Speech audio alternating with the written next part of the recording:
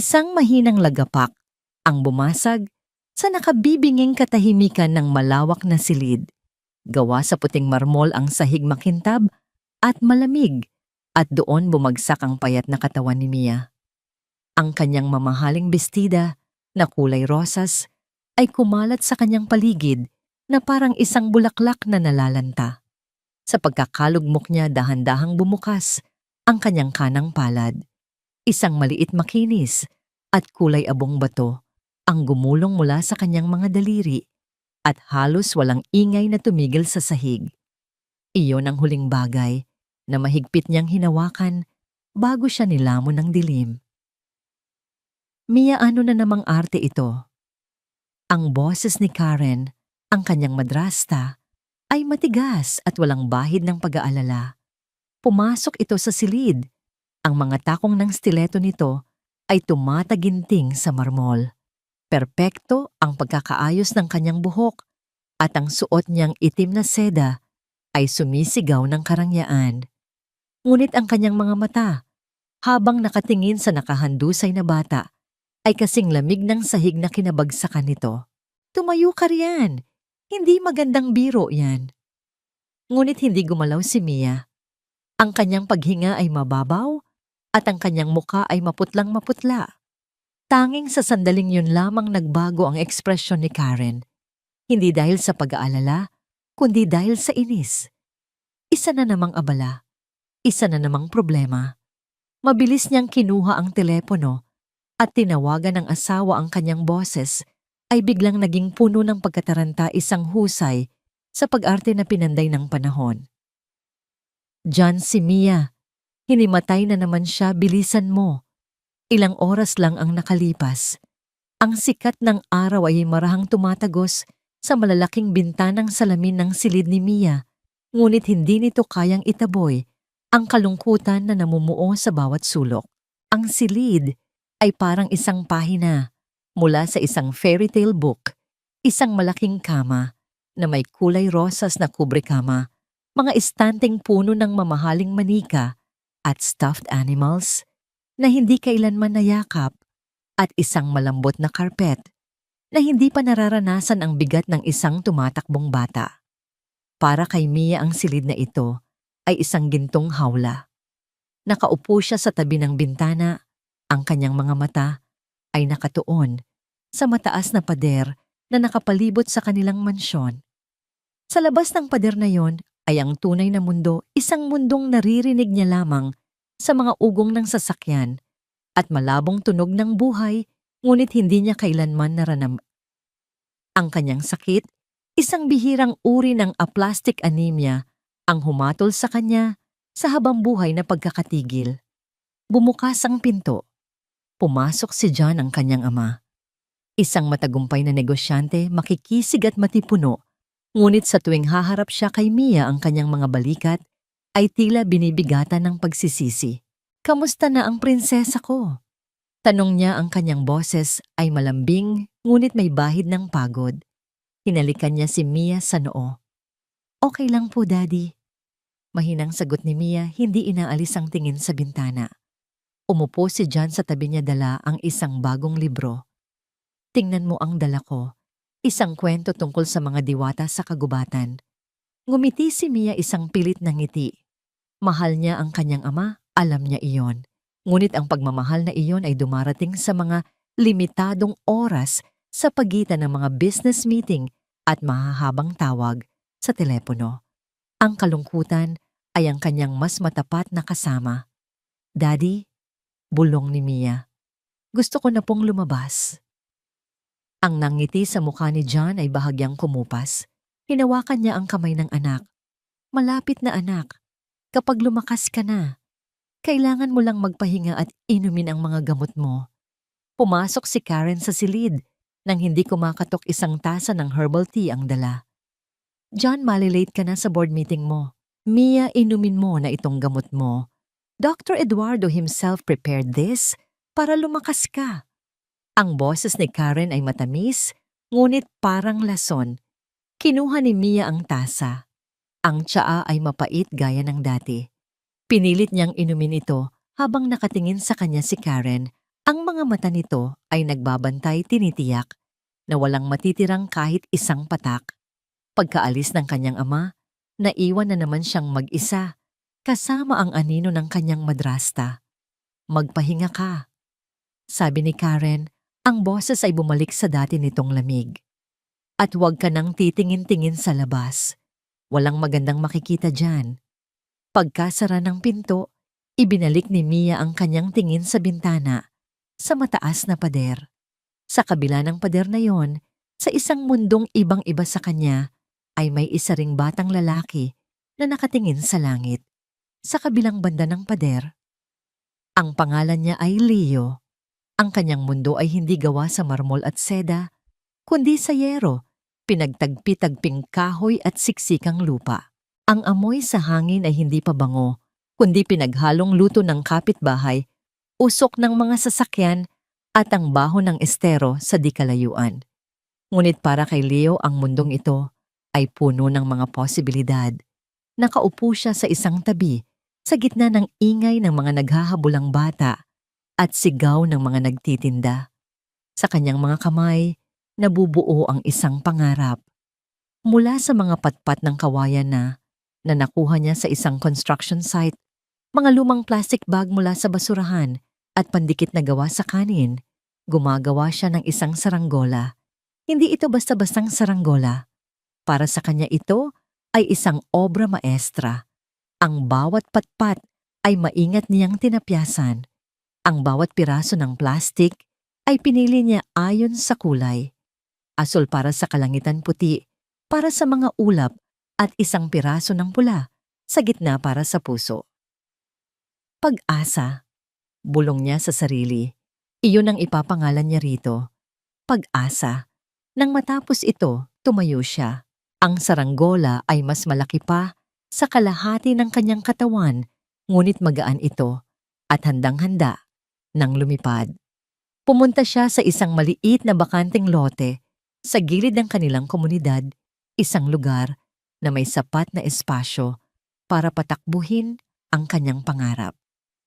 Hinintay niya ang tamang ihip ng hangin. Nang maramdaman niya ito, tumakbo siya. Sa una ang saranggola ay hirap umangat. Ngunit hindi sumuko si Leo. Tumakbo siya ng mas mabilis, ang kanyang mga paa ay sanay na sa mga batuhan at lubak. At sa wakas, naramdaman niya ang paghila. Pumailan lang ang saranggola. Sumayaw ito sa hangin, isang makulay na tuldok. Laban sa asul na kalangitan, naghiyawan ng ibang mga bata. Si Leo ay tumingala, ang kanyang puso ay lumulundag sa tuwa. Habang hawak niya ang sinulid, pakiramdam niya ay hawak niya ang buong mundo. Ang saranggola ay lumipad ng mas mataas at mas mataas pa, tinatawid ang hangganan ng kanilang magulong komunidad, papalapit sa lugar ng mga malalaking bahay na napapalibutan ng matataas na pader. Para kay Leo, ang saranggola ay ang kanyang kalayaan, isang patunay na kahit galing ka sa ibaba, kaya mong abutin ang langit. Ngunit ang mga pangarap, kung minsan ay kasing rupok ng sinulid. Isang malakas na ihip ng hangin ang biglang humaginit. Naramdaman ni Leo ang isang malakas na pagbatak sa kanyang kamay at pagkatapos, lagot, isang tunog na parang pinunit ang kanyang puso. Ang sinulid ay napigtas, napatigil si Leo. Ang kanyang mga mata ay nanlalaki sa gulat. Ang dulo ng sinulid ay wala ng buhay sa kanyang kamay. Sa itaas ang pag-asa ay malaya na, ngunit ito ay isang kalayaang walang direksyon. Dinala ito ng hangin palayo sa kanya, palampas sa mga bubong. Hindi sigaw ni Leo. Tumakbo siya, sinusundan ng tingin ang kanyang saranggola. Ang kanyang dibdib ay sumisikip. Hinabol niya ito sa mga eskinita, nilampasan ang mga taong hindi siya napapansin. Ngunit ang saranggola ay patuloy na tinatangay palayo hanggang sa nagsimula itong bumagsak. At bumagsak ito sa lugar na hindi niya kayang abutin. Napatigil si Leo sa harap ng isang mataas na pader na kulay krema na may mga alambring nakapulupot sa tuktok. Sa likod ng pader na yon, sa isang sanga ng isang malagong puno ng mangga, Sumabit ang kanyang saranggola. Ang kanyang pag-asa, gutay-gutay, at wala ng buhay ay isang bihag sa hardin ng isang estranghero. Tumulo ang mga luha sa kanyang mga mata. Wala na. Ang pangarap na binuo niya mula sa basura ay bumalik sa pagiging basura. Tumayo siya roon nang matagal ang kanyang maliliit na kamao ay nakakuyom sa gilid puno ng hinagpis at pagkadismaya. Sa loob ng pader, nakita ni Mia ang lahat. Mula sa kanyang bintana, nasaksihan niya ang masayang paglipad ng saranggola. Namangha siya sa ganda nito sa kung paano ito sumasayaw sa hangin. Naramdaman niya ang isang kurot ng inggit para sa batang nagpapalipad nito, isang batang malayang tumakbo sa ilalim ng araw.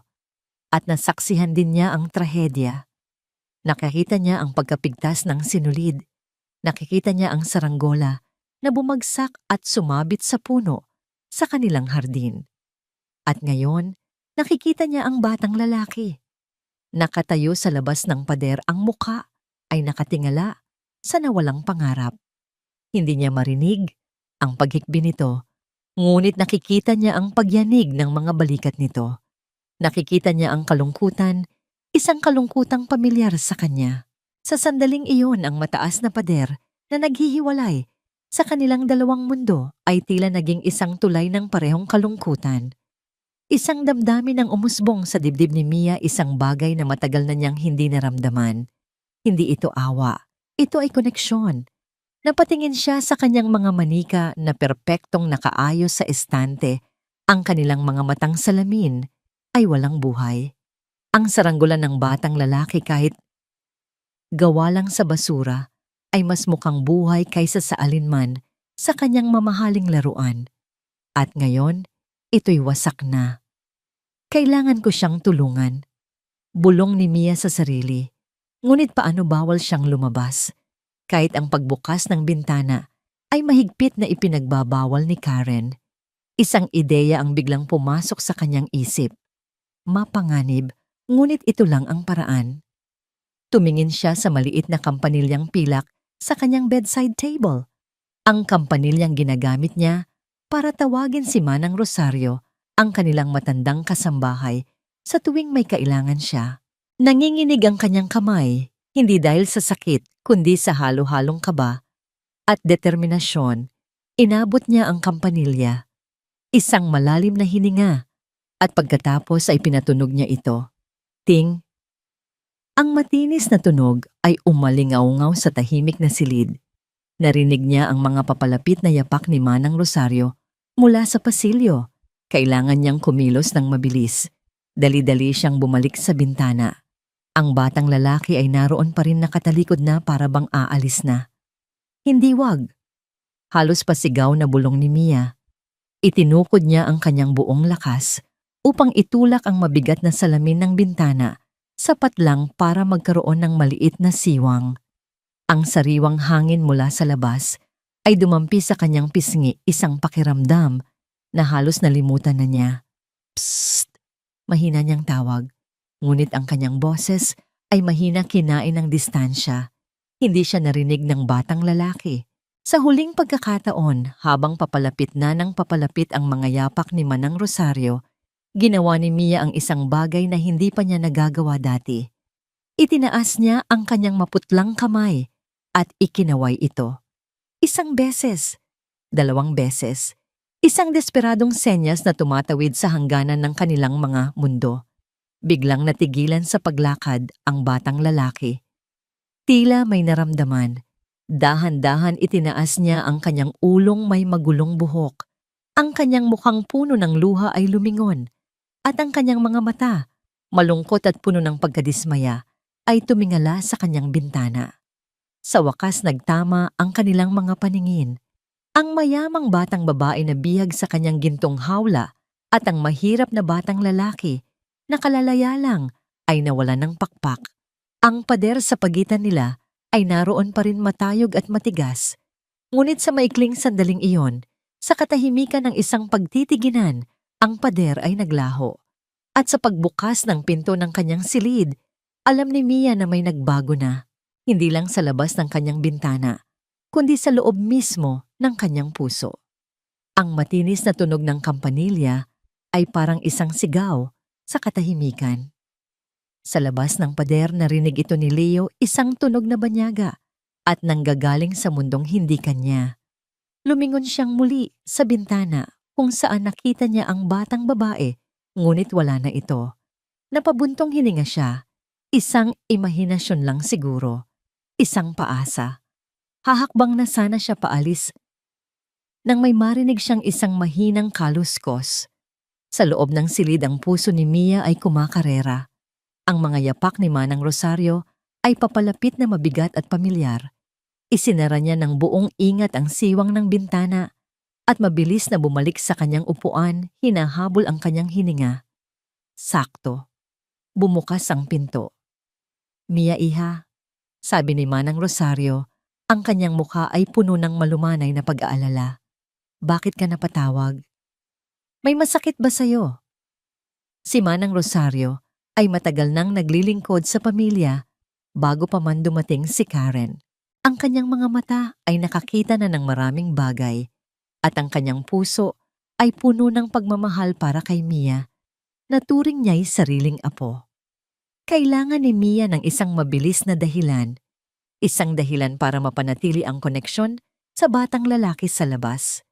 Manang, sabi niya sinisikap na gawing normal ang kanyang boses. Pwede po bang makahingi ng isang basong tubig? Yung malamig po sana." Kumunot ang noo ng matanda. "Tubig, iha, kararating lang ni Karen kanina na may dalang tsaa para sa'yo." "Opo, pero..." Bigla po akong nauhaw ulit. Sabi ni Mia iniiwasan ng mga mata ng kasambahay. Parang natuyo po ang lalamunan ko. May bahid ng pagdududa sa mga mata ni Manang Rosario, ngunit pinili niyang huwag nang magtanong. Alam niyang malungkot ang bata. "Sige, iha. Kukuha ako. Huwag kang aalis dyan." Pagkalabas ni Manang Rosario, si Mia ay parang kidlat na bumalik sa bintana. Muli niyang itinulak ang salamin, mas malaki ng kaunti ngayon. Ang batang lalaki ay nakatayo pa rin doon, nakatingin sa lupa, malapit ng sumuko. "Huwag kang umalis." Mahinang sigaw ni Mia, ang boses niya ay nanginginig. Nag-angat ng tingin si Leo, gulat na gulat. Bakit?" "Yung saranggola mo, nakita ko." Sabi ni Mia, hirap na hirap sa bawat salita dahil sa distansya. "Nakita ko kung paano ito lumipad, ang ganda niya." Ang mga salitang yon ay tumama kay Leo na parang isang alon ng init. Sa buong araw na yon, ang saranggola niya ay basura sa paningin ng lahat. Ngayon, may isang nagsasabing maganda ito. Bumalik ang pait sa kanyang boses. "Sira na. Basura na ulit." "Hindi." Mabilis na sagot ni Mia, ang kanyang boses ay puno ng damdamin. "Hindi siya basura. Kukunin ko siya para sa'yo." Natawa si Leo nang walang saya. "Paano ang taas ng pader niyo? At may sakit ka, di ba, nakikita ko sa'yo?" Natigilan si Mia. Oo, may sakit siya. Iyon ang katotohanang laging bumabalik sa kanya. Pero ngayon, sa kauna-unahang pagkakataon, gusto niyang labanan ang katotohanang iyon.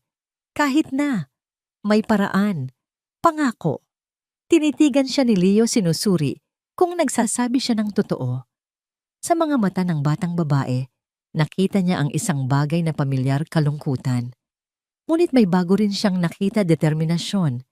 "Ako si Mia, sabi niya. Ngumiti si Leo sa unang pagkakataon. Isang munting na ngiti na nagliwanag sa kanyang marungis na mukha.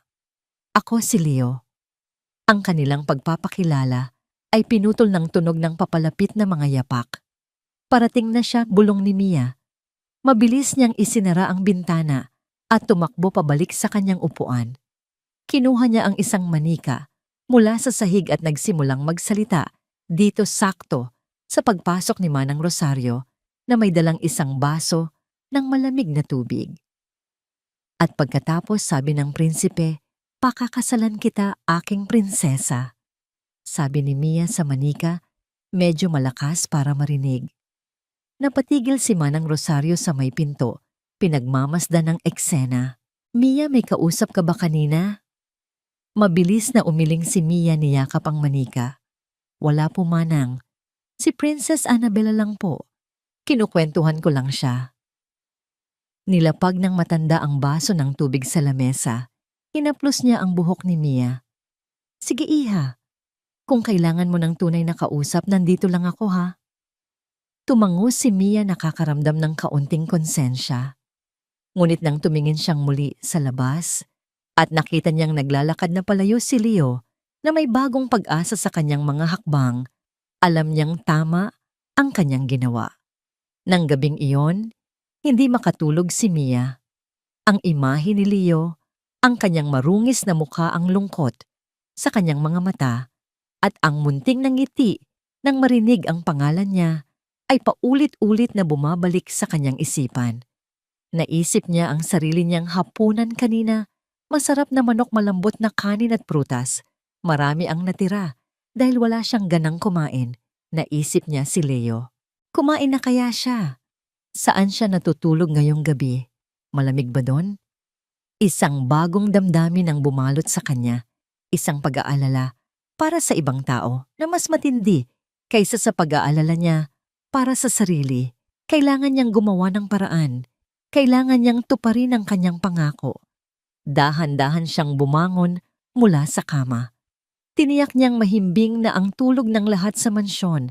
Kinuha niya ang natirang tinapay at isang piraso ng manok mula sa kanyang plato na itinago niya kanina sa ilalim ng kama. Binalot niya ito sa isang panyo. Pagkatapos, kailangan niya ng paraan para maibaba ito.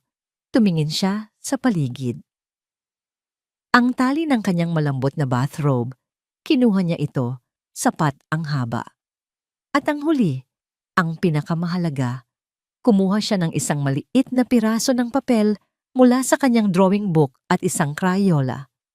Sa nanginginig na kamay, isinulat niya ang 3 salita. Magkaibigan na tayo.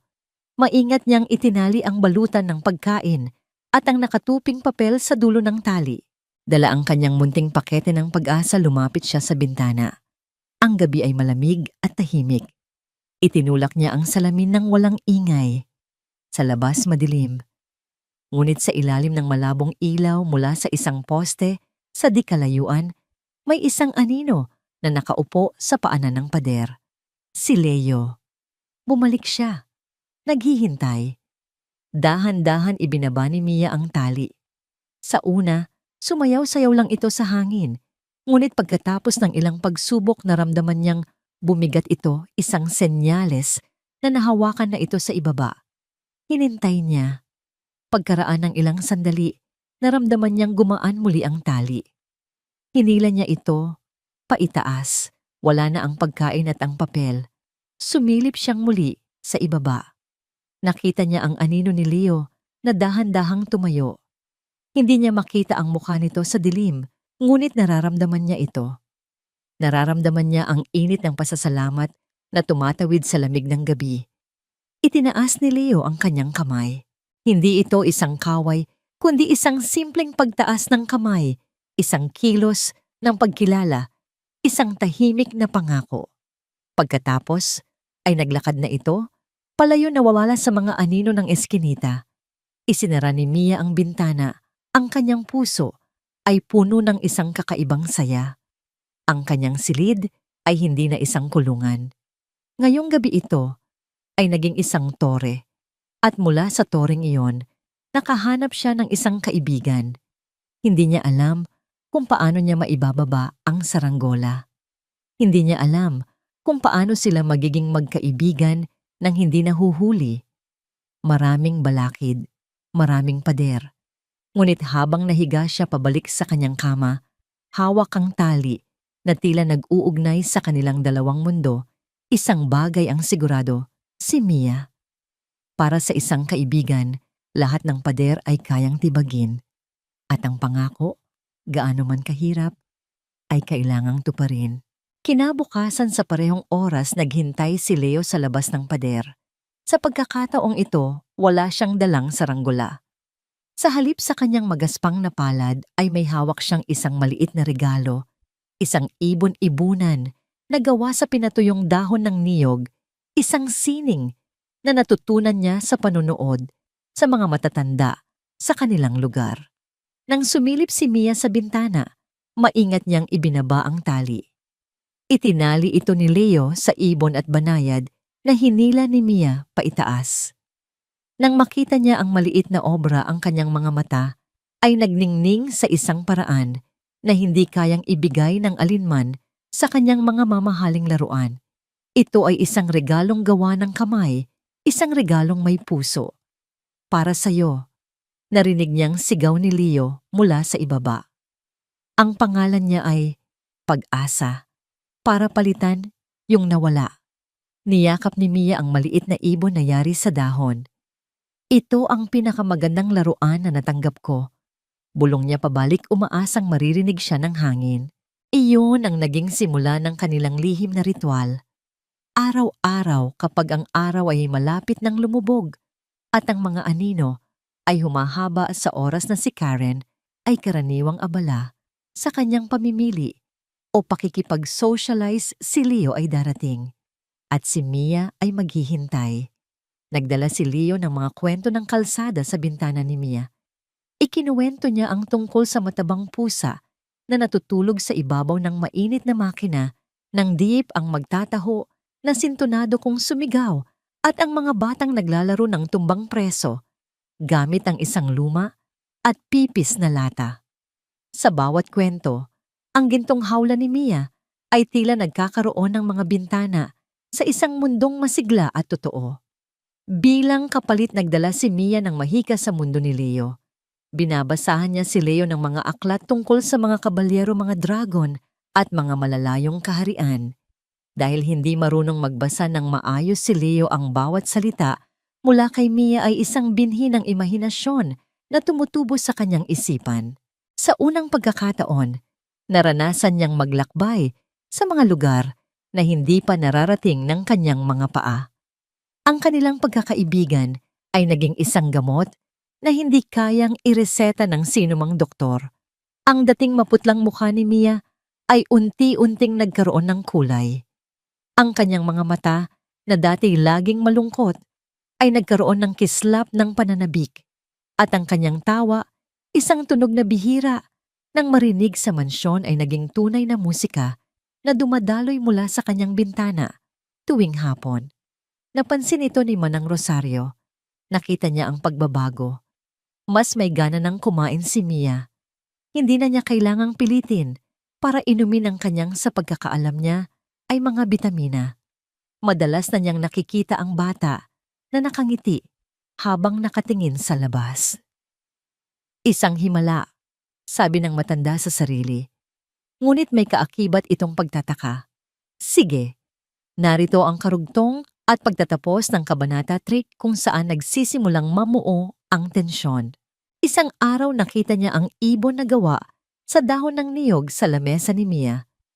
Hindi ito mukhang laruan na binibili sa mall. Mukha itong gawa sa kamay, magaspang, ngunit puno ng karakter. Ang ganda naman yan, iha. Saan mo nakuha yan? Tanong niya, sinusubukang huwag magpahalata ng kanyang kuryosidad. Natigilan si Mia, ngunit mabilis siyang nakaisip ng sagot. Ako po ang gumawa niyan, Manang. Nakita ko po sa isang libro kung paano. Tinitigan siya ni Manang Rosario. Isang tingin na puno ng pagmamahal, ngunit may bahid din ng pag-aalala. Alam niyang nagsisinungaling ang bata, ngunit alam din niyang anuman ang pinagmulan ng ibon na yon, ito ang nagbibigay ng bagong buhay kay Mia. Kaya't pinili niyang manahimik, ngunit hindi lahat ay kasing unawa ni Manang Rosario. Isang hapon mas maagang umuwi si Karen mula sa kanyang charity meeting. Pagpasok niya sa silid ni Mia para ihatid ang mapait na herbal tea, naabutan niya ang bata na nakadungaw sa bintana, may hawak na isang bagay. Ano yan? Malamig na tanong ni Karen. Mabilis na itinago ni Mia sa kanyang likuran ang isang maliit na bangkang papel na kabibigay lang ni Leo. Ngunit huli na ang lahat. Nakikita na ito ni Karen.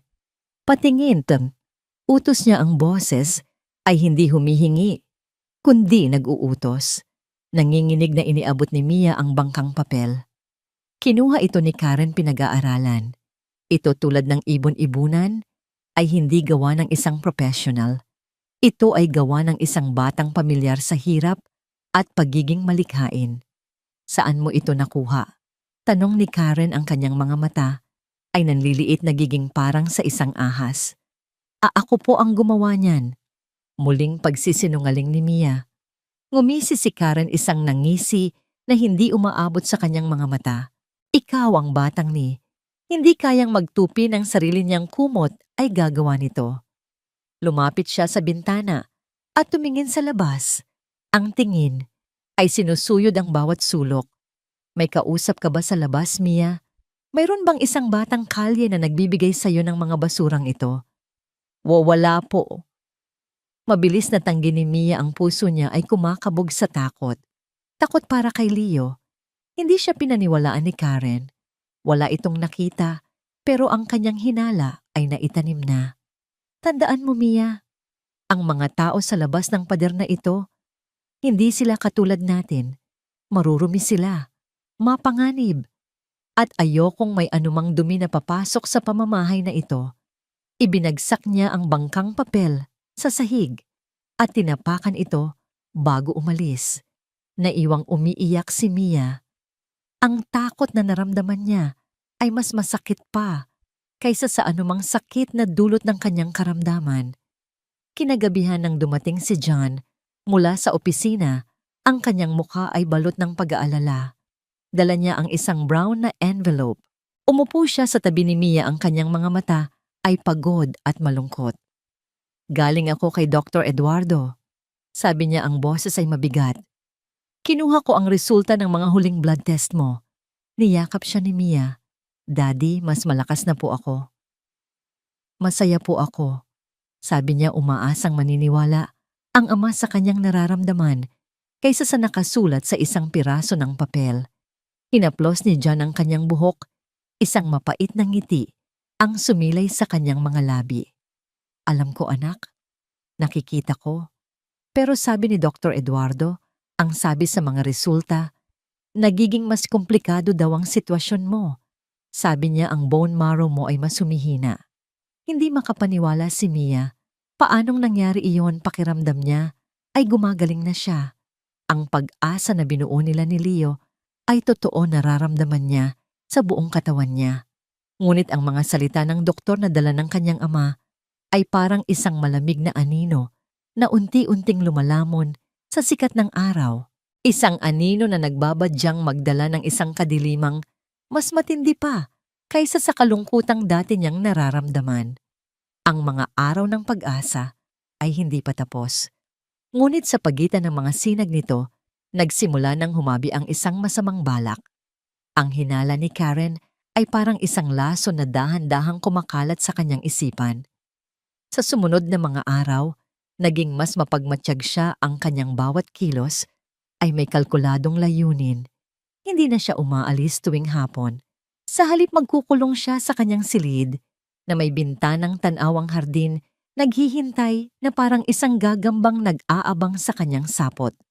Hindi ito napansin ni Mia at Leo. Para sa kanila, ang kanilang munting mundo sa pagitan ng bintana at ng pader ay sagrado at ligtas. Isang hapon ng araw ay niginintuan at ang hangin ay malumanay. Dala ni Leo ang kanyang pinakamalaking obra, sining ang sirang saranggola na maingat niyang pinagdikit-dikit muli gamit ang pandikit at mga kapirasong tela. Mukha itong may peklat, ngunit para sa kanilang dalawa, mas naging maganda at matatag ito. Tingnan mo, Mia. Masayang sigaw ni Leo. Inayos ko na siya. Kaya na ulit niyang lumipad. Tumawa si Mia, isang tawang dalisay at puno ng tuwa. Ang galing mo, Leo. Sabi ko sa'yo, hindi siya basura. Balang araw, Mia. Sabi ni Leo, ang kanyang mga mata ay nagniningning sa pangarap. Kapag magaling ka na, sabay tayong magpapalipad nito sa isang malaking burol kung saan abot kamay natin ang mga ulap. Ang pangakong yon, ang larawang yon ng kalayaan ay sapat na para kay Mia. Iyon ang kanyang pinanghahawakan. Iyon ang kanyang pag-asa. Ngunit mula sa anino ng isang kurtina, sa ikalawang palapag, may isang pares ng matang nanlilisik na nakamasid. Narinig ni Karen ang bawat salita, ang bawat tawanan. Ang tunog ng kaligayahan ni Mia na hindi siya ang dahilan ay parang mga karayom na tumutusok sa kanyang puso. Ang inggit at galit ay umakyat sa kanyang lalamunan na parang isang mapait na apdo. Hinintay niya. Hinintay niyang matapos ang kanilang masayang usapan. Hinintay niyang magpaalam si Leo. Hinintay niya hanggang sa ang bata ay tumalikod na ang inayos na saranggola ay nasa ilalim ng kanyang braso, handa nang umuwi. At sa sandaling iyon, kumilos si Karen. Hindi siya sumigaw. Dahan-dahan siyang bumaba ang kanyang mga yapak, ay tahimik sa malambot na karpet, ngunit ang kanyang presensya ay mabigat at puno ng panganib. Lumabas siya sa pinto sa hardin. Naramdaman ni Leo na may papalapit. Lumingon siya at ang kanyang munting ng ngiti ay biglang naglaho na palitan ng purong takot. Nakatayo sa kanyang harapan, ang madrasta ni Mia, ang mukha nito ay parang isang maskara ng galit na pinipigilan. "Sino ka?" tanong ni Karen, ang boses ay mababa at nanunuot sa buto. "At anong ginagawa mo dito ha, basurang bata?" Napaatras si Leo. Wala po. Aalis na po ako." Basurang bata." Ulit ni Karen, bawat salita ay may diin na parabang sinasampal siya. "Nagnanakaw ka ng mga kwento. Nagkakalat ka ng mga pangarap na hindi naman para sa'yo." "Hindi po. Magkaibigan po kami ni Mia," depensa ni Leo. Ang mga salitang magkaibigan ang tila nagpaapoy sa galit ni Karen. Magkaibigan. Tumawa siya, isang tawang walang kagalakan. "Ang anak-anakan ko ay hindi nakikipagkaibigan sa isang pulubing katulad mo." Mabilis pa sa isang kisap mata, hinablot ni Karen ang saranggola mula kay Leo. "Hindi so!" Sigaw ni Mia mula sa bintana, ngunit ang kanyang boses ay mahina at desperado. Hawak ni Karen ang saranggola sa kanyang harapan. Ang saranggolang simbolo ng pag-asa ni Leo at Mia. Tinitigan niya ito nang may sukdulan na pagkasuklam, at pagkatapos sa harap ng nanlalaking mga mata ni Leo at nang humahagulgol na si Mia, pinunit niya ito. Ras ang tunog ng pagkapunit ng plastik at pagbali ng mga patpat ay umalingaw-ngaw sa tahimik na hardin. Hindi siya nakontento. Ibinagsak niya ang mga piraso sa damuhan at tinapakan ito nang paulit-ulit dinudurog ang bawat bakas ng pangarap na binuo ng dalawang bata. "Leo," iyak ni Mia, paulit-ulit na pinupukpok ang salamin ng bintana. Si Leo ay nakatayo lang doon, hindi makagalaw. Ang kanyang mga mata ay nakatitig sa wasak na saranggola. Ang kanyang puso ay parang pinipiga. Ngunit hindi pa tapos si Karen. Ang kanyang kalupitan ay walang hanggan. May nakita siyang isang timba sa gilid na puno ng maruming tubig, pinagbanlawan ng hardinero. Walang pag-aalinlangan binuhat niya ito. "Ito ang nararapat sa mga basurang katulad mo." Sigaw ni Aya, at ibinuhos niya ang buong timba ng malamig at maruming tubig kay Leo. Tumalsik ang tubig, tumama sa kanyang mukha, sa kanyang damit, sa kanyang kaluluwa. Ang dumi at ang lamig ay bumalot sa kanya. Nanginginig siyang napaatras, ang kanyang mga luha ay humahalo sa maruming tubig na tumutulo mula sa kanyang buhok. Si Mia sa kanyang bintana ay napasigaw sa panginginig at galit. Nasaksihan niya ang isang kalupitang hindi niya akalaing posible. "Tandaan mo ito," sabi ni Karen kay Leo. Ang kanyang hininga ay humahabol, ang kanyang dibdib ay umaalon sa matinding galit. "Huwag na huwag ka nang babalik dito. Sa susunod na makita ko ang pagmumukha mo, ipapakulong kita." Tumalikod si Karen at pumasok sa loob ng mansyon, na parang isang reynang katatapos lang manalo sa isang digmaan. Iniwan si Leo na basang-basa, nanginginig at durog ang puso sa gitna ng mga piraso ng kanyang winasak na pangarap. Nang gabing iyon, tinawagan ni Karen ang isang security company. "Magpalagay kayo ng electric fence sa ibabaw ng pader." Utos niya sa telepono. Ang boses ay kalmado na, ngunit may bakal na determinasyon. "Yung pinakamataas na boltahe, siguraduhin niyong kahit isang daga ay hindi makakalampas. Pagkatapos pumasok siya sa silid ni John, "Mahal," sabi niya, ang kanyang boses ay puno ng pekeng pag-aalala. "May isang batang kalye na pilit na umakyat sa pader natin kanina. Gusto yatang magnakaw. Mabuti na lang at nakita ko. Kailangan nating protektahan si Mia." Si Mia sa kanyang silid ay nakahiga sa kama, nakatakip ng una ng kanyang mukha para walang makarinig sa kanyang pag-iyak. Ang pader sa labas ay hindi na lang isang harang. Ngayon, ito ay naging isang sandata. At ang bintana, na dati isang lagusan ng pag-asa, ay isinara na ng tuluyan ng bagsik ng pag-iimbot. Basang-basa at nanginginig, hindi dahil sa lamig, kundi dahil sa matinding sakit ng kalooban, pinulot ni Leo ang bawat piraso ng kanyang winasak na saranggola. Ang mga patpat ay bali-bali, ang plastik ay punit-punit. Dinala niya ang mga labi ng kanyang pangarap pabalik sa eskinita kung saan siya madalas magtago, at doon sa isang madilim na sulok, umupo siya at umiyak. Hindi yun iyak ng isang bata na nawalan ng laruan. Iyon ay iyak ng isang taong nawalan ng pag-asa. Ang kalupitan na ipinakita sa kanya, ang mga salitang ibinato sa kanya basurang bata, ay tumatak sa kanyang isipan na parang isang mainit na bakal. Higit sa lahat ang imahe ni Mia na sumisigaw sa likod ng salamin, walang magawa, ang pinakamasakit sa lahat. Sa mansyon ng katahimikan ay mas mabigat pa kaysa dati. Mula nang mangyari ang insidente, si Mia ay naging isang anino ng kanyang sarili. Hindi na siya lumalapit sa bintana, hindi na siya ngumingiti. Madalas siyang nakatulala, ang kanyang mga mata ay walang buhay. Tinanggihan niya ang halos lahat ng pagkain at ang pag-inom ng mapait na herbal tea ay naging isang araw-araw na labanan. "Mia anak, uminom ka na." Pakiusap ni John gabi-gabi, hawak ang tasa. "Para ito sa'yo, para lumakas ka." Ngunit para kay Mia ang gamot ay nawalan na ng saysay, kung ang paglakas ay nangangahulugang manatili sa loob ng hawlang iyon. Habang ang kanyang kaibigan ay sinasaktan sa labas, mas gugustuhin pa niyang manatiling mahina.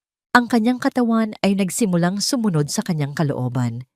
Mabilis siyang nanghina at ang kulay na sandaling bumalik sa kanyang mga pisngi ay muling naglaho. Sa labas, hindi sumuko si Leo. Sa loob ng maraming araw, bumabalik siya.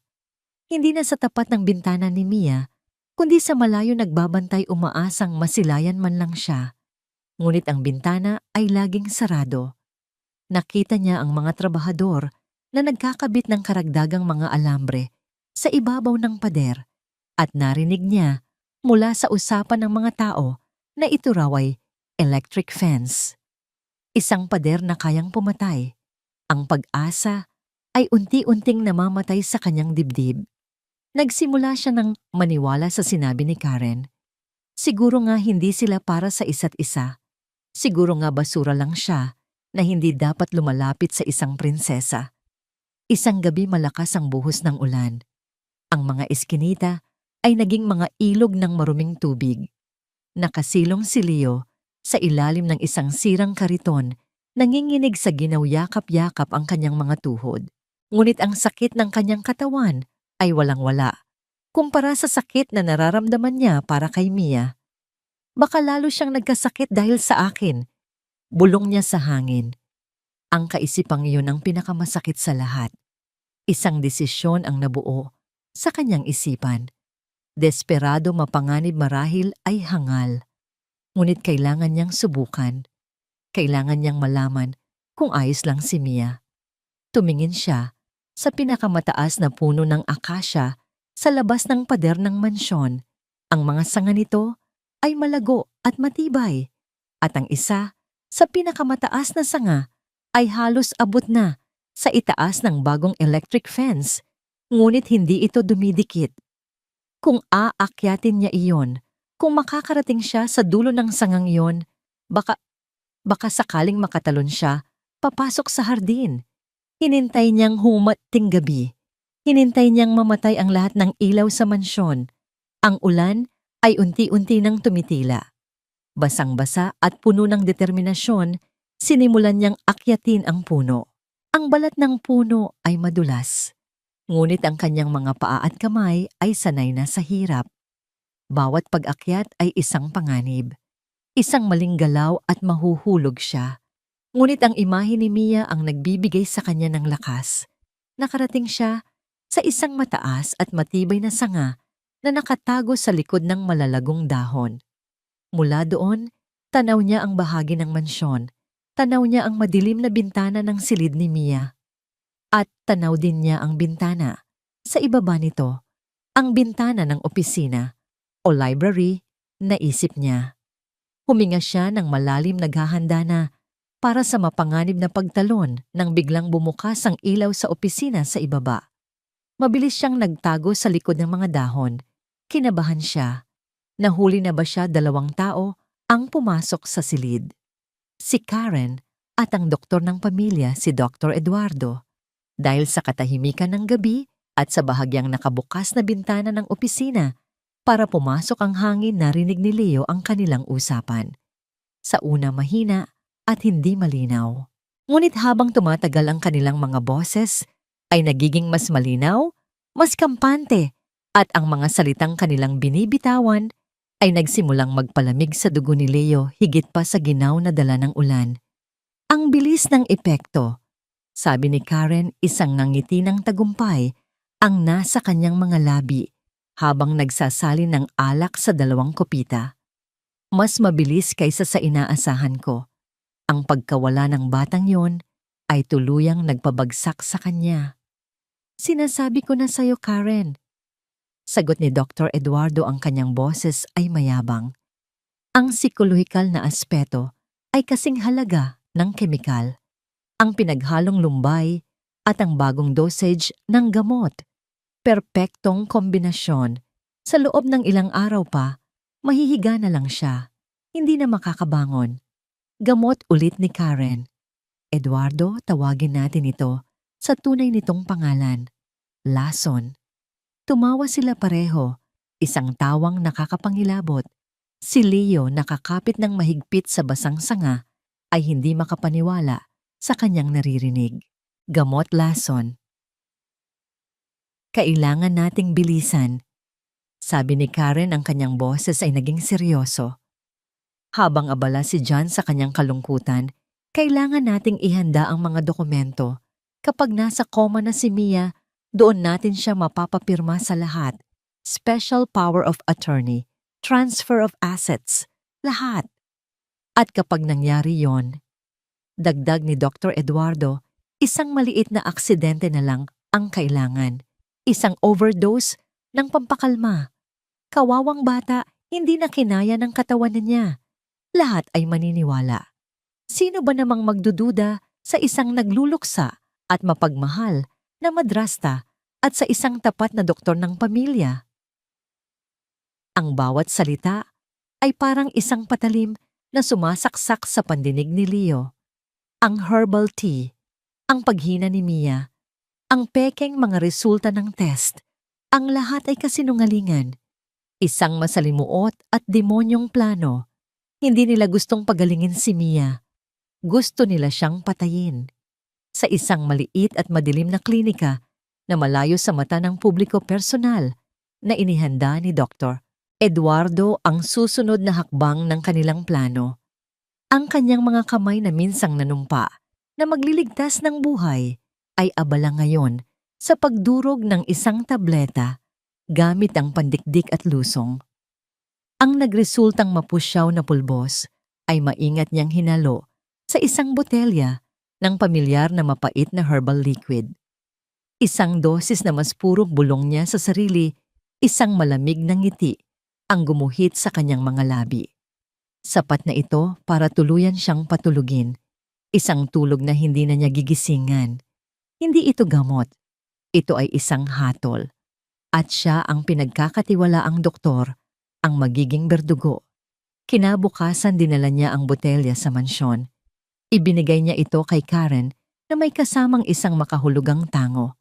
Sa silid ni Mia ang hangin ay mabigat sa sakit. Si Mia ay nakahiga na lang, ang kanyang balat ay kasing putla ng papel at ang kanyang mga labi ay may bahid ng kulay ube. Ang kanyang paghinga ay mababaw at hirap. Minsan sa kanyang pagdedeliryo, mga salitang walang saysay ang lumalabas sa kanyang bibig, ngunit laging may isang pangalan na malinaw niyang binabanggit. Leo! Saranggola, lilipad tayo. Si John ay bihirang umalis sa tabi ng kanyang anak. Ang kanyang muka ay guhit-guhit na ng pag-aalala at puyat. Ngunit hindi niya alam na ang sarili niyang pagod ay may tulong mula sa kanyang asawa. Tuwing gabi ang tsaa na inihahanda ni Karen para sa kanya ay may kasamang ilang patak ng pampatulog. Hindi sapat para siya'y patumbahin, ngunit sapat para gawing mabigat ang kanyang mga mata at mabagal ang kanyang pag-iisip. Mahal, kailangan mo ring magpahinga. Madalas sabihin ni Karen, hinahaplos ang kanyang likod.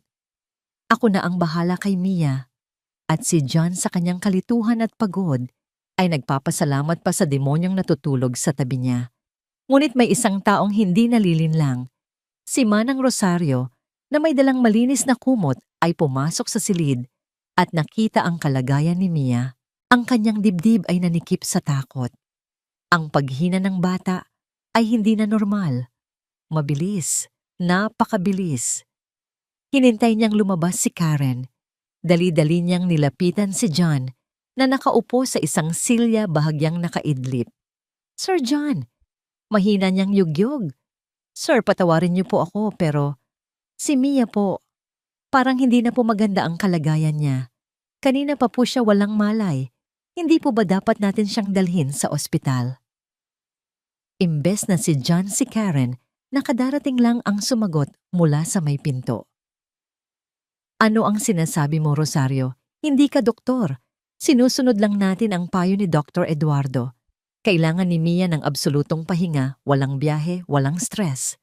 Pero Ma'am Karen, pilit ni Rosario, ang balat niya po ay nanlalamig na. Isang matalim na tingin ang ipinukol ni Karen sa matanda. Wala kang alam sa medisina, Rosario. Kung gusto mong makatulong, manatili ka na lang sa kusina. Huwag mong dagdagan ang alalahanin ng amo mo. Natahimik si Manang Rosario, ngunit ang kanyang puso ay kumakabog sa masamang pangamba. May mali. Isang napakalaking kamalian ang nangyayari. Nang hapong iyon dumating ang katapusan, si Karen mismo ang nagpainom kay Mia ng bagong timpla ng gamot. Dahil halos wala nang malay si Mia, bahagya na lang niyang naibuka ang kanyang bibig. Ibinuhos ni Karen ang likido sa kanyang lalamunan. Pagkatapos nilock niya ang pinto mula sa loob. Para walang istorbo, sabi niya kay John. Ilang minuto lamang ang lumipas, biglang nanigas ang katawan ni Mia. Ang kanyang likod ay umarko at ang kanyang buong katawan ay nagsimulang mangisay ng marahas. Ang kanyang mga mata ay bumaliktad at isang mahinang tunog ng paghihirap ang lumabas mula sa kanyang lalamunan. Ang tasang nasa kanyang tabi ay nahulog sa sahig, lumikha ng isang malakas na lagabog ng nabasag na porselana. Sa labas ng silid narinig iyon ni Manang Rosario. Mia iha. Sigaw niya kinakalampag ang nakalak na pinto. Anong nangyayari dyan, Ma'am Karen? Buksan niyo ang pinto. Umalis ka riyan. Sigaw ni Karen mula sa loob. Huwag kang makialam. Pero ang pagmamahal ng matanda para kay Mia ay mas malakas kaysa sa kanyang takot. Puno ng adrenaline, umatras siya at buong lakas na isinagsag ang kanyang katawan sa pinto. Bang! Nagbigay ang kahoy. Sa pangalawang pagsubok muli siyang sumugod. Bang sa pangatlong buong puwersang pagbangga sumuko ang trangka. Ang pinto ay bumukas ng malakas. Ang tanawin sa loob ay isang bangungot. Si Mia ay nangingisay sa kama, bula ang lumalabas sa kanyang bibig.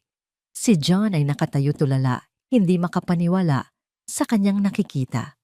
At si Karen ay nasa isang sulok, nagkukunwaring natataranta, ngunit sa kanyang mga mata ay may kislap ng tagumpay.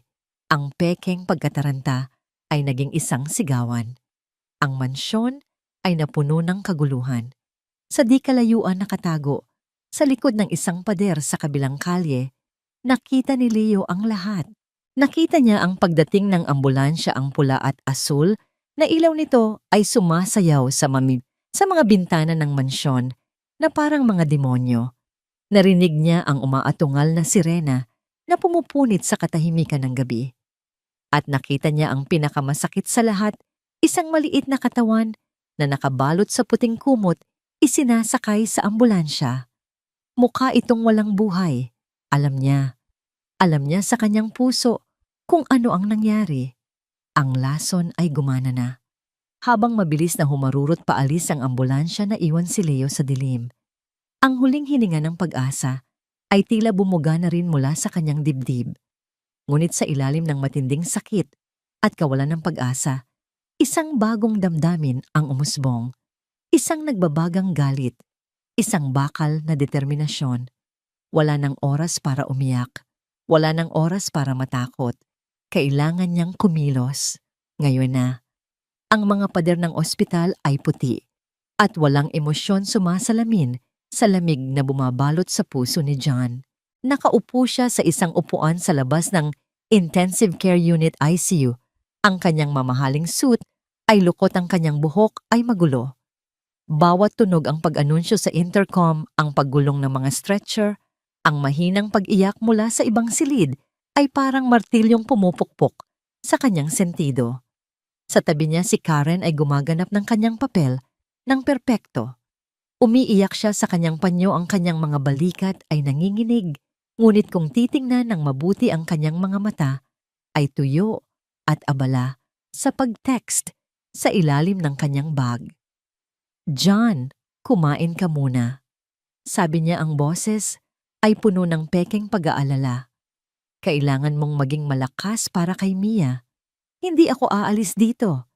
Sagot ni John, ang boses ay garalgal at walang buhay. Dumating si Dr. Eduardo, dala-dala ang isang folder ng mga pekeng dokumento. Ang kanyang mukha ay seryoso at puno ng awtoridad. Habang kinakausap niya ang mga doktor sa ospital, "Severe aplastic anemia terminal stage." Paliwanag niya, itinuturo ang mga gawa-gawang numero sa mga medical chart. "Her bone marrow has completely shut down. The seizure was expected. We did everything we could at home to make her comfortable." Ang mga doktor sa ospital, walang dahilan para magduda sa isang respetadong kasamahan, ay tumangu-tango lang. Ang kaso ni Mia ay idineklara nilang hopeless. Ikonekta sa mga makina para suportahan ang buhay, ngunit sa anumang oras, bumigay na raw ang katawan. Ang kanilang plano ay gumagana ng walang anumang aberya. Sa kabilang bahagi ng lungsod, isang maliit na anino ang kumikilos ng may bilis at determinasyon. Sinundan ni Leo ang ambulansya hanggang sa ospital, ngunit ang pagpasok ay isang malaking problema. May mga gwardiya sa bawat pinto, at ang lahat ay kailangang magpakita ng ID o visitor's pass. Para sa isang batang marungis at walang sapin sa paa, ang front door ay parang isang pader na mas mataas pa kaysa sa pader ng mansyon. Pero ang kalsada ang naging guro ni Leo. Natutunan niyang mag-obserba. Natutunan niyang maghanap ng mga butas. Sa likod ng ospital, nakita niya ang kanyang pagkakataon. Ang laundry area, nakita niya ang isang malaking cart na puno ng mga maruruming kumot at bedsheet na itinutulak ng isang janitor papasok sa isang pinto. Habang abala ang janitor sa pakikipag-usap sa gwardiya, mabilis at tahimik na gumapang si Leo. Sumiksik siya sa ilalim ng mga mabahong tela, pinipigilan ang kanyang hininga. Ang cart ay gumulong papasok. Ang amoy ay nakakasuka, ngunit tiniis niya. Naramdaman niya ang pag-angat ng elevator. Pagkatapos ay ang pagtulak muli sa isang mahabang pasilyo. Nang huminto ang cart at umalis ang janitor, dahan-dahan siyang sumilip. Nasa loob na siya. Ngayon ang susunod na hamon, hanapin si Mia. Ang ospital ay isang labirinto ng magkakatulad na mga pasilyo. Bawat pinto ay sarado, bawat senyas ay nakakalito. Para sa isang bata, ito ay nakakatakot at napakalaki. Ngunit hindi takot ang nasa puso ni Leo, kundi isang nag-aapoy na pangangailangan. Bawat segundong lumilipas ay isang segundong nananalo ang lason sa katawan ni Mia. Naglakad siya ng mabilis na nanatili. Sa gilid, iniiwasan ang mga nurse at doktor. Tumingin siya sa mga direktoryo sa pader. Intensive Care Unit, 3rd floor, ICU. Doon dinadala ang mga pinakakritikal na pasyente. Doon nila dinala si Mia, hinanap niya ang hagdanan. Ayaw niyang sumakay ng elevator kung saan madali siyang makikita. Paakyat bawat hakbang ay mabigat sa kaba. Pagdating niya sa ikatlong palapag, ang kapaligiran ay mas tahimik, mas seryoso. Dito ang bawat silid ay may malaking bintanang salamin para madaling masubaybayan ng mga nurse ang mga pasyente. Dahan-dahan siyang naglakad sa pasilyo, sumisilip sa bawat bintana. Nakita niya ang mga matatandang may mga tubo sa kanilang ilong. Nakita niya ang isang lalaking may benda sa buong katawan. Bawat silid ay isang kwento ng sakit at paghihirap. At pagkatapos sa dulo ng pasilyo, nakita niya ito.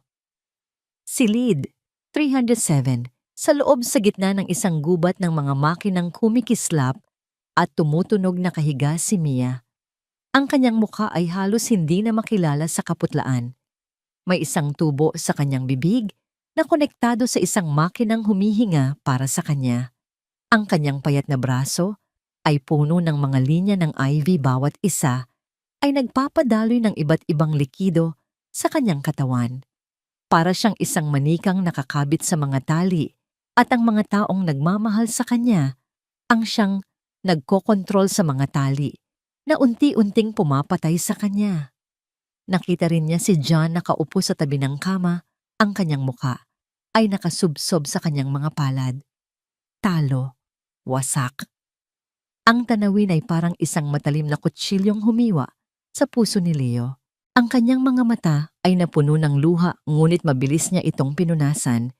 Hindi ito ang oras para sa awa sa sarili. Ito ang oras para sa digmaan. Lumapit siya sa pinto ng silid. Nakita niyang walang tao sa nurse's station na malapit. Ang pasilyo ay pansamantalang walang laman. Ito na ang pagkakataon niya. Huminga siya ng malalim, pinuno ang kanyang dibdib ng hangin at ng lahat ng tapang na kaya niyang ipunin. Ang kanyang kamay, marungis at nanginginig, ay humawak sa malamig na doorknob na metal. Itinulak niya ito. Dahan-dahang bumukas ang pinto. Lumilikha ng isang mahinang tunog na sa sobrang tahimik ng silid ay parang isang kulog. Nag-angat ng tingin si John. Ang kanyang mga mata ay pula at namamaga. Inaasahan niyang isang nurse o doktor ang makikita niya. Ngunit ang nakita niya ay isang batang kalye, marumi, payat at may mga matang nag-aalab sa isang damdaming hindi niya maintindihan. Natigilan si John. Sa gitna ng kanyang pagluluksa at pagkalito, ang pagpoproseso ng kanyang utak ay bumagal. Sino ka? Paano ka nakapasok dito? Hindi sumagot si Leo sa tanong. Ang kanyang mga mata ay nakatuon kay John, diretso at walang kurap. Humakbang siya papasok, at ang pinto ay dahan-dahang sumarado sa kanyang likuran. Ginoo, sabi ni Leo, ang kanyang boses ay nanginginig, ngunit puno ng isang bigat na hindi karaniwan sa isang bata. Kailangan niyo pong makinig sa akin. Nakatayo si Leo sa gitna ng silid, isang maliit na David sa harap ng maraming Goliath. Ang tanging ingay na bumabasag sa katahimikan ay ang ritmikong tunog ng ventilator na nagbobomba ng hangin sa mga baga ni Mia at ang mahinang halos malungkot na pagbip ng monitor ng puso. Security. Ang unang reaksyon ni John, bumalik ang lakas sa kanyang boses dahil sa gulat at inis. Paano ka nakapasok dito? Umalis ka. Ngunit hindi natinag si Leo. Ginoo, pakinggan niyo po muna ako. Pakiusap niya, ang kanyang mga mata ay hindi bumibitaw sa mga mata ni John. Nilalason po nila si Mia, ang asawa niyo, at si Dr. Eduardo. Ang gamot na ibinibigay nila ay lason. Narinig ko po sila. Ginagawa nila ito para makuha ang pera niyo kapag wala na si Mia. Ang bawat salita ay parang isang bala. Simple, direkta at nakamamatay. Bago pa man makasagot si John, bumukas ang pinto. Pumasok si Karen at Dr. Eduardo, nagtatawanan pa sa isang biro. Ngunit ang kanilang mga ngiti ay biglang naglaho nang makita nila ang eksena. Ikaw na naman. Sigaw ni Karen, ang kanyang pekeng pagluluksa ay napalitan ng purong galit.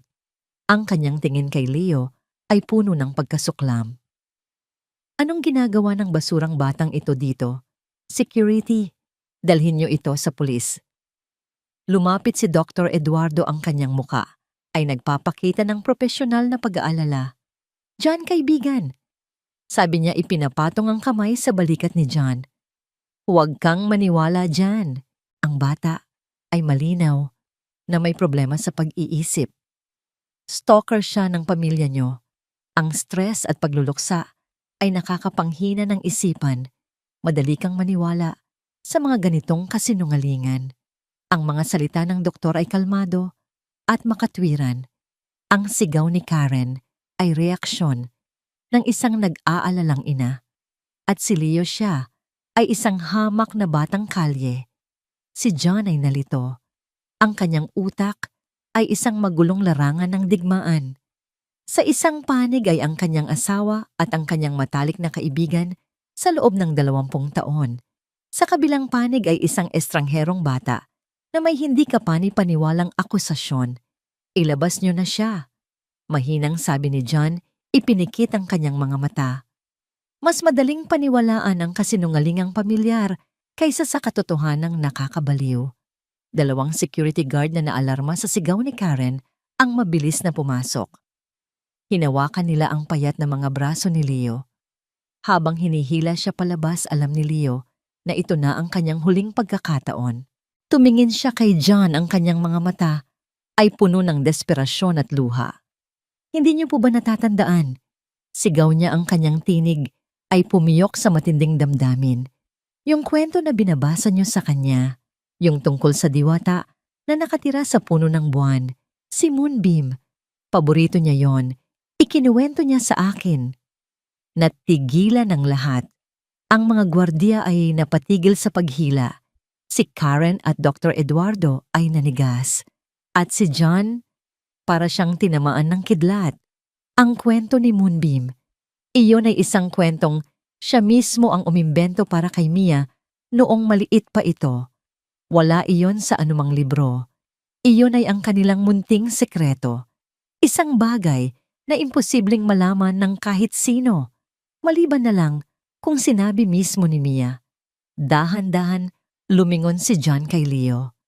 Ang pagkalito sa kanyang mga mata ay napalitan ng isang bagong kislap, isang mapanganib na kislap ng pagdududa.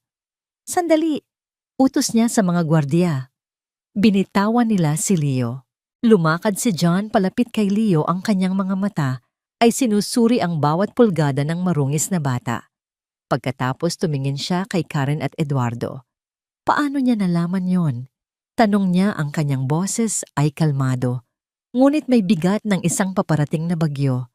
Nagkatinginan ang dalawa, isang mabilis na sulyap ng pagkataranta. Baka narinig ka lang niya, John, sabi ni Dr. Eduardo, pilit na tumatawa. Alam mo na baka minsan ay naikwento mo nang hindi mo namamalayan. O baka sinilip niya tayo, dagdag ni Karen. Magnanakaw yan, di ba? Siguradong espiya rin. Ngunit ang kanilang mga dahilan ay tunog hungkag, basag. At sa kanilang mga mata, nakita ni John ang sagot. Nakita niya ang takot. Gusto kong makita ang lahat ng medical records ni Mia. Sabi ni John, ang boses ay matigas na parang bato. Lahat. Bawat resulta ng test, bawat reseta. Ngayon din. Namutla si Dr. Eduardo. John, para saan pa? Hindi mo maiintindihan ang mga technical details.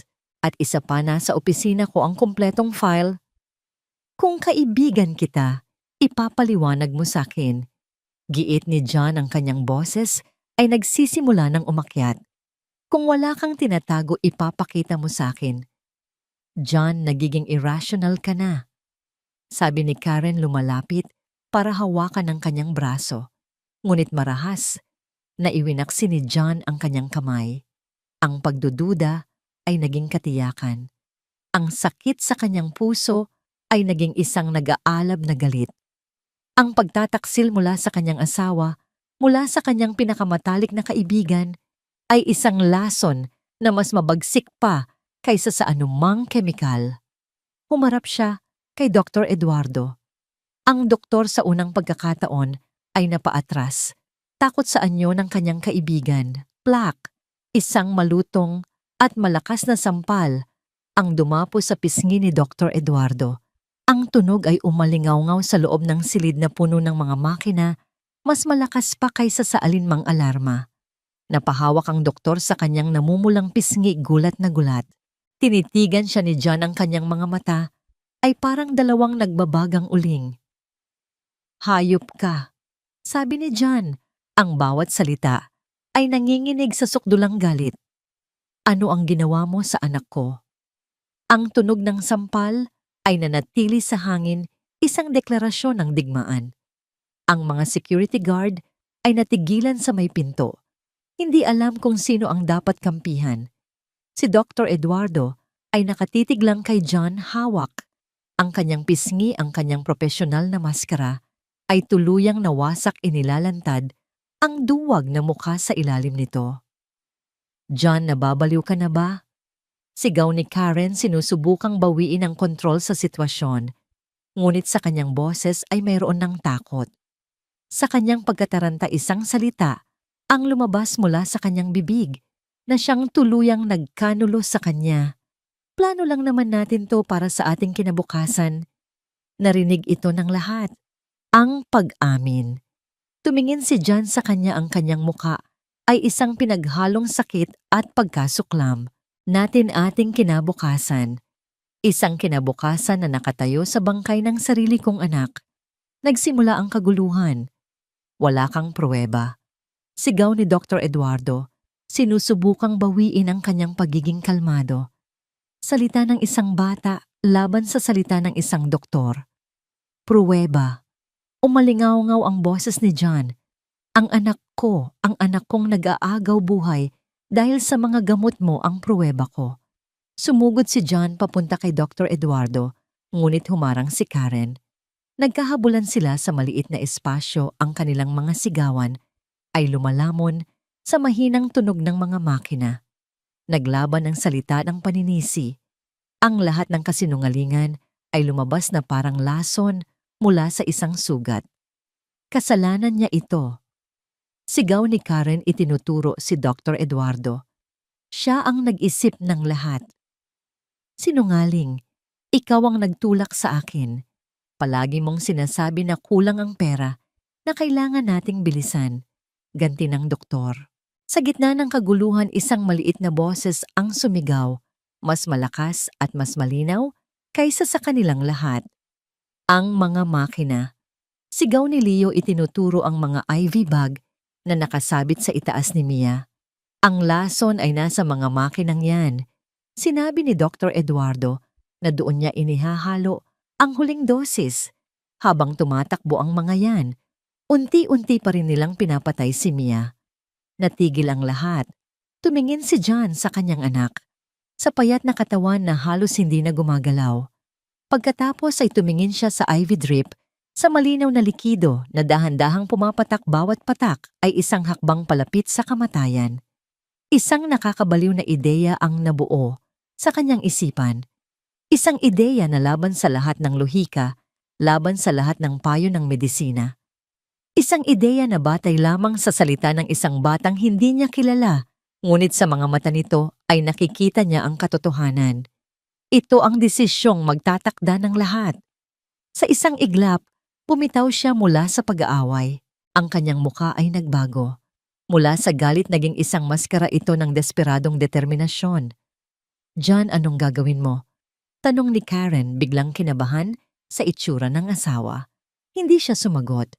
Sa isang mabilis at malakas na kilos, lumapit si John sa unang makina, ang ventilator. Hindi siya nagatubili. Click. Pinatay niya ito. Ang ritmikong tunog ng paghinga ay biglang nawala. "Hindi!" sigaw ni Dr. Eduardo sa takot at gulat. John, mahihinto ang paghinga niya. papatayin mo siya. Ngunit hindi nakinig si John. Lumipat siya sa cardiac monitor. Click! Ang linya sa screen na nagpapakita ng mahinang tibok ng puso ni Mia ay naging isang tuwid at walang katapusang linya. Ang mahinang bip-bip-bip ay napalitan ng isang tuloy-tuloy at nakakabinging tunog ng alarma ang tunog ng kamatayan. Bawat security guard ay natigilan. Si Karen ay napasigaw at si John, na parang isang taong wala sa sarili, ay lumipat sa huling salarin ang IV pole. Hinawakan niya ang tubo na nakakonekta sa braso ni Mia. Sa isang marahas na paghila tinanggal niya ito. Ang malinaw na likido ang lason ay tumulo na lang sa sahig. Ang silid ay biglang binalot ng isang nakabibinging katahimikan. Ang tanging tunog na natira ay ang matinis na alarma ng flatline. Nakatayo si John sa gitna ng silid, ang kanyang dibdib ay humihingal nakatingin sa kanyang anak na ngayon ay tuluyan nang walang anumang suporta sa buhay. Ang lahat ay napatingin kay Mia. Walang paghinga, walang tibok ng puso. Isang katawang ganap na tahimik. Ngumiti si Dr. Eduardo, isang nangiting baliw at puno ng pait. Pinatay mo siya, bulong niya.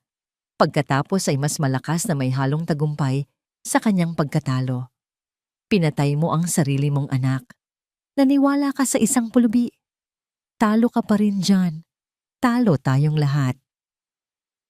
Nakatitig ang lahat, nanginginig sa tahimik na anyo ni Mia. Ang hangin sa silid ay nagyelo. Ang oras ay huminto. Ang pagsabog ay tapos na at ang tanging naiwan ay ang nakakawasak na resulta nito. Ang matinis na tunog ng flatline ay parang isang walang katapusang sigaw sa loob ng silid. Isang minuto. Isang minutong parang isang buong buhay. Ang hangin ay mabigat sa pagsisisi at kawalan ng pag-asa. Napaluhod si John sa sahig, ang kanyang mga balikat ay nayanig sa isang tahimik ngunit marahas na pag-iyak. Anong nagawa ko? Bulong niya sa sarili, ang kanyang boses ay basag. Ang bigat ng kanyang desisyon ay dumagan sa kanya na parang isang bundok. Ang katahimikan mula sa kama ni Mia ay isang hatol na mas masakit pa kaysa sa anumang sampal o sigaw. Si Karen ay nakatayo sa isang sulok, ang kanyang muka ay isang halo ng takot at isang lihim na kagalakan. Patay na ang bata, ngunit ang asawa niya ang pumatay. Isang perpektong krimen, ngunit may isang taong hindi sumuko. Lumapit si Leo sa kama. Ang kanyang maliliit na kamay, marungis at nanginginig, ay humawak sa malamig na kamay ni Mia. Hindi niya pinansin ang tuwid na linya sa monitor. Hindi niya pinansin ang mga salita ng doktor. Tumingin lang siya sa maputlang mukha ng kanyang kaibigan. Mia, Annie, bulong niya, ang kanyang boses ay mahina, ngunit malinaw sa gitna ng katahimikan. Nandito ako. Si Leo to. Naaalala mo ba? Yung saranggola natin, sabi mo aayusin natin. Sabi mo magpapalipad tayo. May pangako pa tayo sa isa't isa, di ba? Ang kanyang mga luha ay nagsimulang tumulo, pumapatak sa kamay ni Mia. Huwag kang sumuko, Mia. Huwag mo kaming iwan. Lumaban ka. Mas malakas ka kaysa sa lason nila. Mas malakas ka kaysa sa kanila. Parang awa mo na. Lumaban ka. Biglang sa gitna ng nakabibinging mo alarma, may isang maliit na pagbabago. Isang munting kislot. Ginoo. Sigaw ni Leo, hindi inaalis ang tingin sa kamay ni Mia. Tingnan niyo. Nag-angat ng tingin si John. Sa kamay ni Mia na hawak ni Leo, ang isa sa kanyang mga daliri ay bahagyang gumalaw. Isang imahinasyon, isang desperadong panaginip, ngunit gumalaw itong muli. Mas malinaw ngayon. At pagkatapos sa monitor na nagpapakita ng isang tuwid na linya, isang maliit na blip ang lumitaw. Isang mahina, hindi tiyak na tibok. Sinundan ito ng isa pa at isa pa. Beep! Beep! Beep! Ang tunog ay hindi na isang tuloy-tuloy na alarma, kundi isang mabagal ngunit tiyak na ritmo. Ang ritmo ng buhay na bumabalik. Isang mahinang ubo ang narinig mula kay Mia. Ang kanyang mga pilik mata ay kumurap. Dahan-dahan na parang isang bulaklak na muling bumubuka sa umaga, iminulat niya ang kanyang mga mata. "Di Daddy."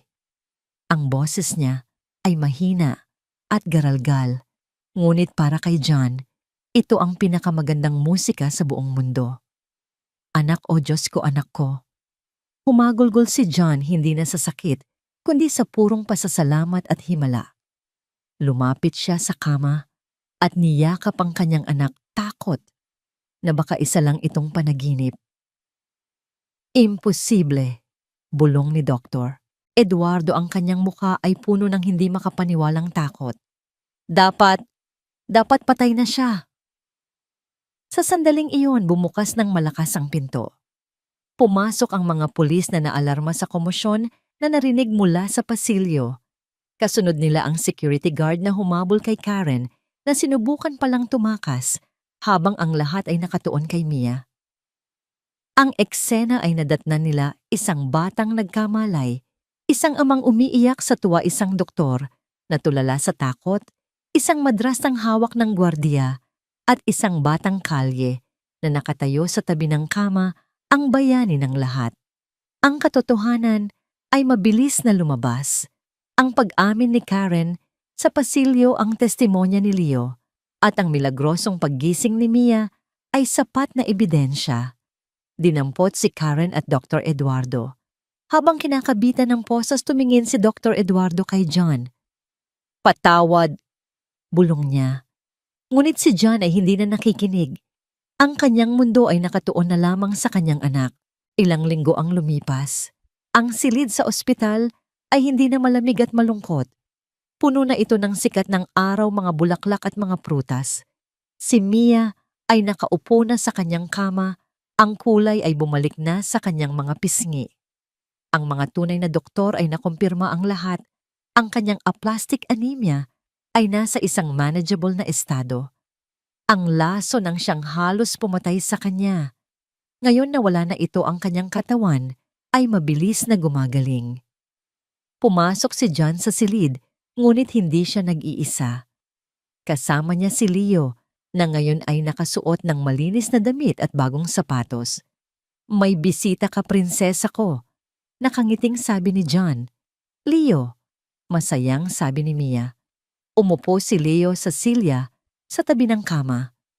Medyo nahihiya pa rin siya sa kanyang bagong kalagayan, ngunit ang nangiti sa kanyang mukha ay totoo. Tumingin si John sa dalawang bata. Ang kanyang puso ay napuno ng isang emosyon na hindi niya mailarawan. Utang na loob, pagmamahal, pagsisisi, at pag-asa. "Leo," sabi ni John, ang kanyang boses ay seryoso ngunit puno ng lambing. Walang anumang salita o halaga ang makakapagbayad sa ginawa mo. Iniligtas mo ang buhay ng anak ko. Iniligtas mo ang buhay ko. Yumuko si Leo. "Magkaibigan po kami, yun lang po iyon." "Higit pa doon, Leo. Higit pa doon," sabi ni John. Lumuhod siya para maging kapantay ng mga mata ng bata. "Wala kang pamilya. At kami, nawalan kami ng isang bahagi ng aming pamilya, ngunit nabigyan kami ng pangalawang pagkakataon. Naisip ko, kung papayag ka, gusto mo bang maging bahagi ng pamilya namin? Gusto mo bang maging anak ko at kapatid ni Mia?" Nanlaki ang mga mata ni Leo. Ang mga luha na hindi niya iniyak sa gitna ng takot at sakit ay bigla na lang bumuhos. Hindi ito luha ng kalungkutan, kundi luha ng isang bagay na matagal na niyang hinahanap at ngayon lang natagpuan, isang tahanan. Tumango siya, hindi makapagsalita. "Oo," sigaw ni Mia mula sa kama. "Kuya ko na si Leo." Niyakap ni John si Leo, isang yakap ng isang ama. At sa kauna-unahang pagkakataon, sa kanyang buhay naramdaman ni Leo ang yakap ng isang pamilya. Makalipas ang ilang buwan, sa isang malawak at madamong burol, sa ilalim ng isang maaliwala sa tasul na langit, 3 anino ang nakatayo. Isang ama at ang kanyang 2 anak. Hawak nila ang isang bagong saranggola. Mas malaki ito at mas makulay kaysa sa nauna. Gawa ito sa pinakamagandang seda, ngunit ang disenyo ay pareho pa rin asul, para sa kalangitan puti, para sa mga ulap at isang malaking pulang puso sa gitna. Handa na ba kayo? Tanong ni John. Sabay na tumango si Mia at Leo. Hawak ni Mia ang sinulid, hawak ni Leo ang saranggola. Nang umihip ang hangin, tumakbo sila. Sabay silang tumakbo. Si Mia na dati hindi man lang makatayo, ay tumatakbo na ngayon. Ang kanyang tawa ay sumasabay sa ihip ng hangin. Si Leo, na dati mag-isang tumatakbo sa mga eskinita, ay may kasama na ngayon.